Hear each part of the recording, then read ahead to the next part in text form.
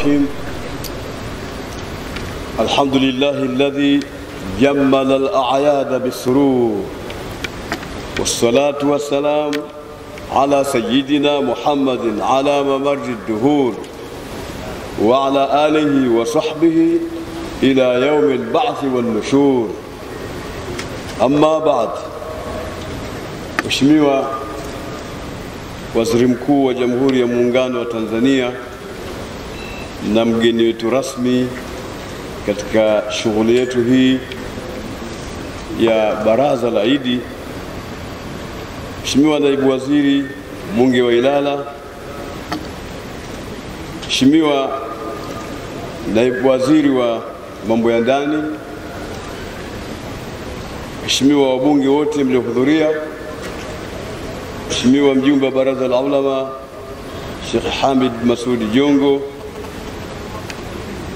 Mheshimiwa mwenyekiti wa Baraza Kuu la Waislamu Tanzania Sheikh Hamisi Said Mataka, Mheshimiwa Katibu Mkuu Nuhu Mruma, Mheshimiwa mwenyekiti wa wadhamini Mzee Kova, Mheshimiwa mshauri wa Mufti Sheikh Abubakar Khalid, Mheshimiwa katibu wa Mufti Sheikh Musa bin Hamid bin Jumaa bin Hamid al-Buhri, Mheshimiwa kaka yangu Sheikh Ismail Muhammad, Mheshimiwa mabalozi wote waliohudhuria, Mheshimiwa mkuu wetu wa mkoa Abubakar, Mheshimiwa DC wetu wa Ilala, Mheshimiwa viongozi wote mliohudhuria kwa ujumla. Muda hauturuhusu sana kutaja mmoja baada ya mwingine. Assalamu alaikum wa rahmatullahi wa barakatuh. Mheshimiwa mgeni rasmi, kwanza nichukue fursa hii kumpa pole Mheshimiwa Rais wetu wa Jamhuri ya Muungano wa Tanzania Dr. John Joseph Magufuli kutokana na msiba mkubwa uliotutokea sote katika nchi yetu ya Tanzania, kufelewa na mzee wetu Rais wa awamu ya 3 mstaafu Mzee Benjamin William Mkapa, msiba ambao umetingisha nchi kutokana na ukubwa wake. Nimpe pole kutokana na uzito mkubwa ambao uliomkuta kwa msiba huu, ingawa na sisi sote tunajipa pole vile vile kwa kufelewa na mzee huyu ambaye yamezungumzwa mengi katika khutba na yamezungumzwa mengi katika salamu za baraza, ambako tumepitishia mambo mengi ya baraza kuyazungumza leo katika hadhara hii kwenye sehemu hizo mbili, katika khutba na katika salamu za baraza.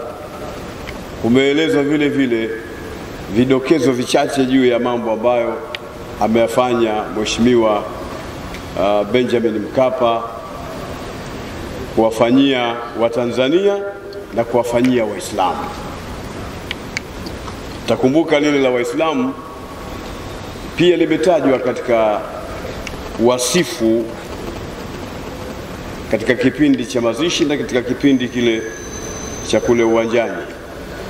Maelezo wasifu wake, na moja ya yaliyozungumzwa ni ukarimu wake aliofanya kwa Waislamu kwa kutoa majengo ya TANESCO na kuwapa BAKWATA kwa niaba ya Waislamu ili waendeleze masuala ya chuo kikuu. Na walillahi alhamd, tunacho chuo kikuu leo ambacho kinajulikana kwa jina la MUM, kinachoendesha shughuli za elimu ambazo wanafaidi Waislamu na wasiokuwa Waislamu katika chuo hicho. Hili ni jambo la kushukuriwa. Mtu akimitendea wema basi anatakiwa kushukuriwa. na kuna na mengi ambayo kayafanya, hatuwezi kuyadondoa yote kwa ujumla katika wakati tulionao, lakini mwayo alisimamia vyema pia swala la mchakato wa ukadhi kwa kuunda karibu kamati mbili yalitagazwa na nyingine. Kwa hiyo kuna mengi ambayo wameyafanya. Tuna haki sisi kama Waislamu kushukuru, na sisi Waislamu kushukuru ndio mafunzo tuliofunzwa na Mwenyezi Mungu Subhanahu wa Ta'ala, na akatufunza mtume wetu Muhammad sallallahu alaihi wasallam. Lakini mheshimiwa mgeni rasmi, leo tuko katika sikukuu hii ya Idi na tumo ndani ya baraza hili la Idi, lakini Idi ni fursa kwa Waislamu ya kutathmini matendo yao na mambo yao katika maeneo mbalimbali, kutathmini uchamungu wao, kutathmini tabia zao, kutathmini maendeleo yao katika upande wa uchumi na katika upande wa elimu na mambo mengine. Ndio maana ya Idi. Maana ya Idi sio kufurahi tu na kushughulika na mambo mengine peke yake, ni pamoja na kutathmini uchamungu na yale ambayo mtu yamempitia nyuma kabla ya siku hii ya Idi. Hii ndio tafsiri kamili ya Idi, na imeitwa Idi kwa sababu ya kurudia kwake. Nasaha zangu fupi kwa Waislamu ni yale mambo ya siku zote tunayozungumza, lakini jambo likisisitizwa siku zote linatulizana: kuacha magombano. Waislamu hatutakiwi tuwe na magombano. Kule kufanya magombano misikitini, kufanya magombano katika madaris, kufanya magombano kupitia taasisi tulizonazo, yale yote si mafunzo ya Uislamu, ni fikra za baadhi ya watu wao wenyewe wakazitia katika Uislamu. Lakini lau tuwauliza Uislamu utajibu kwamba hakuna masala hayo na hakuna nafasi hiyo ya kugombana Waislamu. Sababu Mungu mwenyewe ametuambia, kama alivyotukumbusha sehemu nyingi katika Qur'an, kama katika surati al-Anfal ile aya 46 kwenda mbele, amesema wa'tiu Allaha wa rasulahu wala tanaza'u fatafshalu wa tadhhaba rihukum wasbiru inna Allaha ma'as sabirin. Mungu anatuambia wazi hapa, mtini Mungu na mtini mtume wake. Hiki ni kipande cha kwanza, mtini Mungu na mtini mtume wake. Hapa hapana hoja, hapana mjadala katika swala la kumtii Mwenyezi Mungu Subhanahu wa Ta'ala. Mu'min ni yule ambaye akiambiwa jambo anafuata. Mungu anatuambia tumtii yeye kisha tumtii mtume sallallahu alaihi wasallam. Katika kumtii yeye kuna mambo ametuamrisha, kuna mambo ametukataza. Katika kumtii mtume kuna mambo mtume ametuongoza, akatuamrisha, akatukataza, akafafanua juu ya makatazo aliyokataza Mungu kwetu sisi na maamrisho aliyoamrisha Mwenyezi Mungu Subhanahu wa Ta'ala kwetu sisi. Ndio maana mbele akasema wala tanaza'u fatafshalu, wala msigombane, mtashindwa mkiwa mnagombana. Watadhhaba rihukum, na nguvu zenu zitaondoka.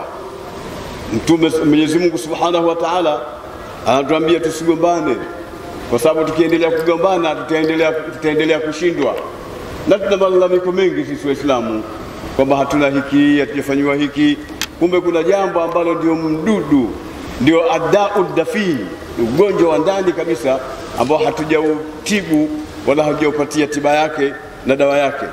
Dawa yake ndio hii anayosema Mwenyezi Mungu Subhanahu wa Ta'ala, wala tanaza'u, wala msigombane, fatafshalu, shindwa, tadhhaba rihukum, nguvu zenu zitaondoka. Hamwezi hata siku moja kuyapata maendeleo wala kufikia katika kilele cha uchumi hata ncha yake, muda wa kuwa mmeshikamana na swala la kugombana, kama ilivyo sasa kwamba tagombana sana sisi katika misikiti, tunagombana sana katika madrasa, tunagombana sana katika taasisi, tunaligomba sana mpaka baraza la Waislamu Tanzania BAKWATA kuona kama sichofaa. Ni chombo kimesimama kwa ajili ya kusimamia Uislamu na Waislamu katika nchi. Ni chombo cha nyinyi Waislamu kukitia nguvu, sio kuleta maneno tu. Halafu mtu ni shekhe, mwalimu, ustadhi, msomi, anajua Mungu amesemaje, wala tanaza'u fatafshalu wa tadhhaba rihukum, bado yeye anakuwa ndio sababu ya magomvi misikitini, sababu ya magomvi katika taasisi, sababu ya magomvi katika Uislamu. Hayo hayawezi kutupeleka mbele, na ndio maana Mwenyezi Mungu Subhanahu wa Ta'ala akatukataza. Mungu anasema wasbiru inna Allaha ma'as sabirin, subirini ya Mwenyezi Mungu pamoja na wenye kusubiri, istahamili katika mambo yote ambayo yanamikuta. Mheshimiwa mgeni rasmi, nimependelea niguse kipengele hicho ili Waislamu na Watanzania kwa ujumla wanisikie juu ya swala hili la kujenga mapenzi, kujenga mshikamano na kuacha magombano. Tupendeleane mambo ya khair. Tupendeleane, atakuwa Muislamu ampendelee Muislamu wenzake khair. Lile ambalo unalipenda wewe, mpendelee na ndugu yako. Ahibba linnas ma tuhibbu li nafsik.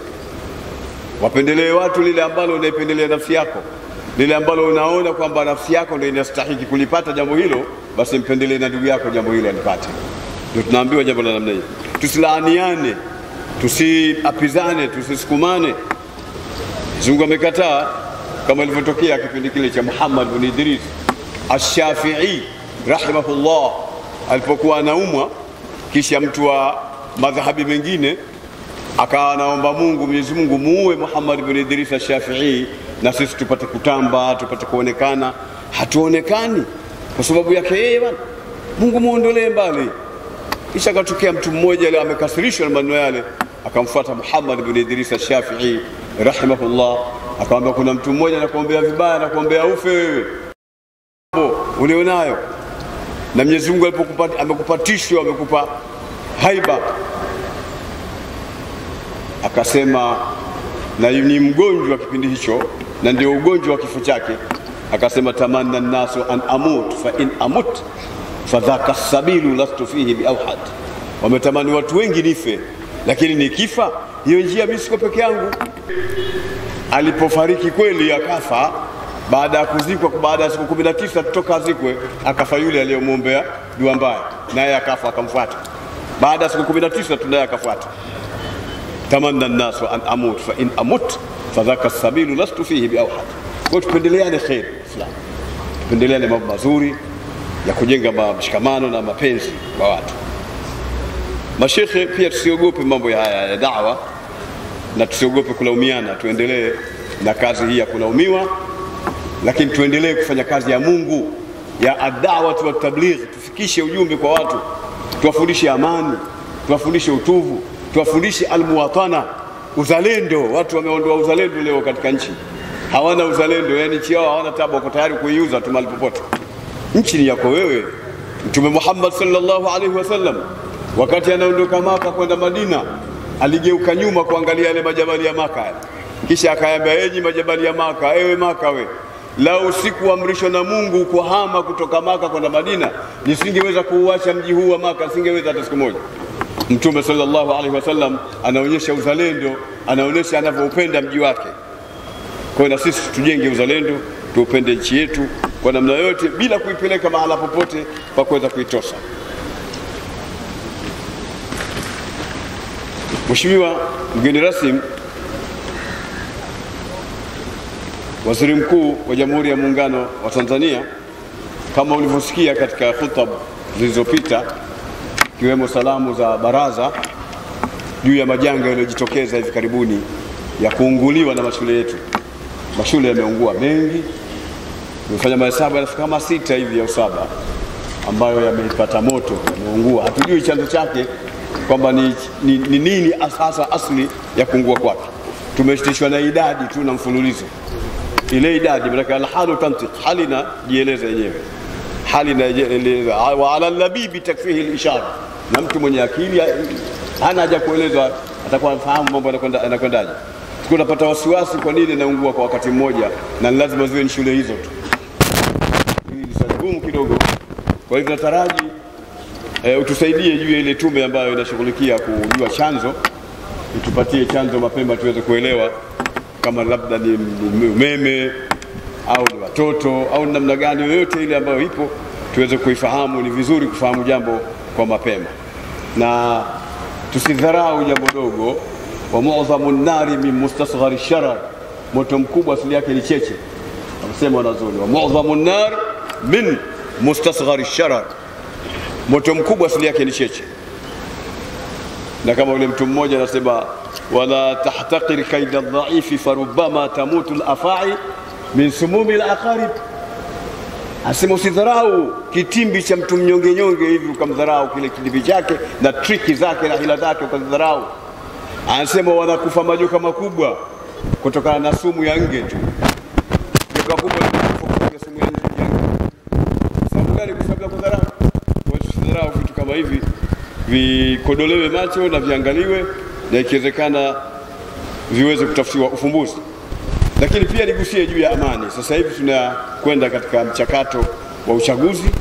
Ni juu yenu Waislamu, na mimi nazungumza kama kiongozi wa Waislamu, ni juu yenu Waislamu kujilazimisha utuvu, kujilazimisha kushikamana na utuvu na kuyaendea mambo yetu kwa umakini, na kuuendea uchaguzi mkuu kwa makini na utuvu, na kuelewa kwamba uchaguzi mkuu ni wetu sisi. Maana yake tuchague viongozi wanaohitajika na ambao wataweza kukidhi haja zetu. Hakuna haja ya vurugu wala ghasia wala kufanya fujo ya aina yoyote, kama ilivyoelezwa katika hotuba yetu ya Eid leo.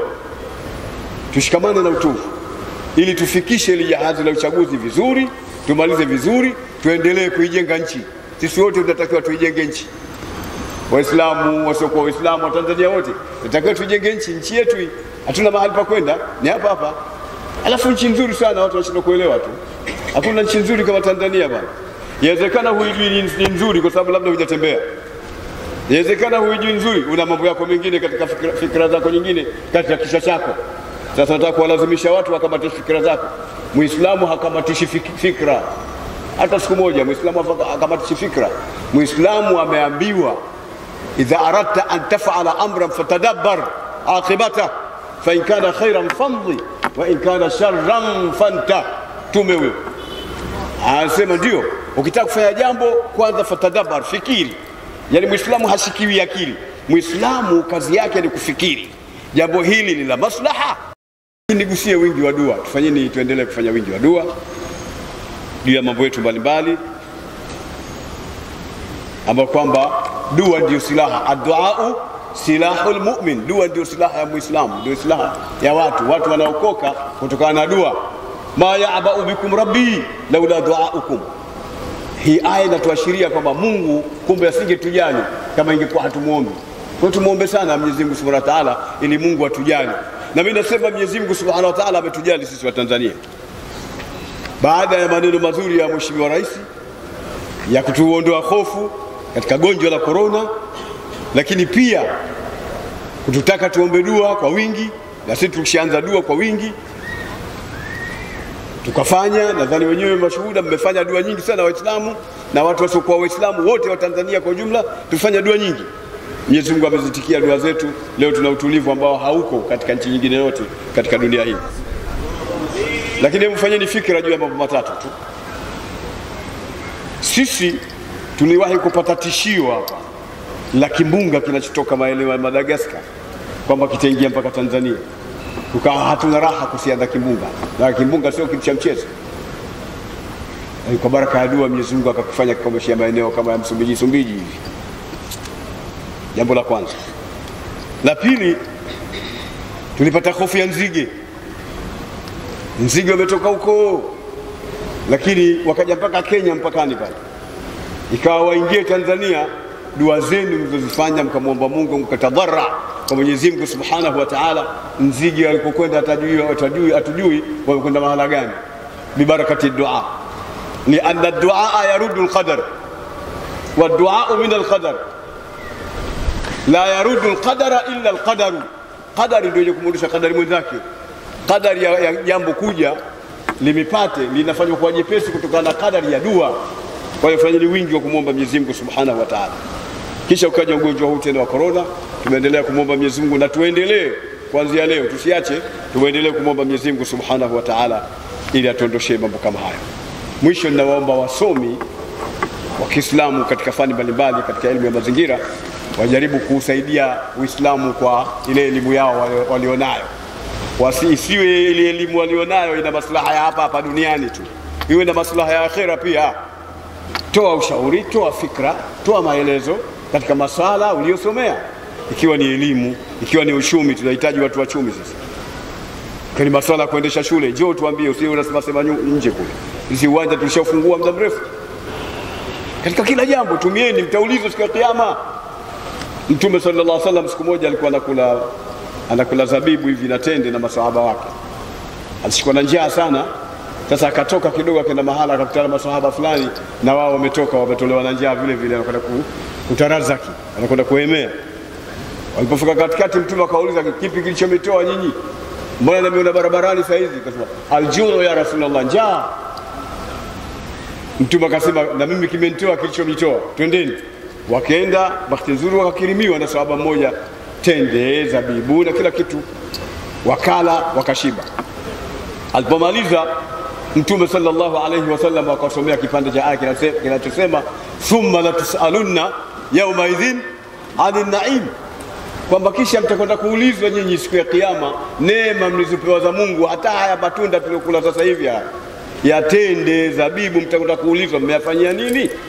Sasa juu yenu wasome wa Kiislamu, mtakwenda kuulizwa juu ya uchumi mliosomea, mna degree 10, 15, juu ya elimu mlizosomea, juu ya mambo ya handasa, juu ya mambo gani, mtakwenda kuulizwa siku ya kiyama, pamoja na kujenga ulimwengu. Lakini akhera yenu imefaidika na nini juu ya elimu mlionayo? Dini yenu imefaidika na nini juu ya elimu mlionayo? Mashekhe mimi si walaumu, sababu kila siku wanani. Sasa hivi ametusalisha jongo hapa tayari, mshauri wa tabu amekuja shekhe wa mkoa ametolea hutuba, mambo yamekwisha. Mashekhe wanatoa mawaidha, wanatoa hutuba, wanafanya hivi, wanafanya dawa, wanatembea, wao kazi yao imekwisha, kwa sababu wanaelewa. Watakwenda kuulizwa, nyinyi mliosoma elimu ya secular na mkawa na degree mbalimbali, wasaidika nini Uislamu na hizo degree mlizonazo? Hili ndio swali ambalo naliuliza mimi.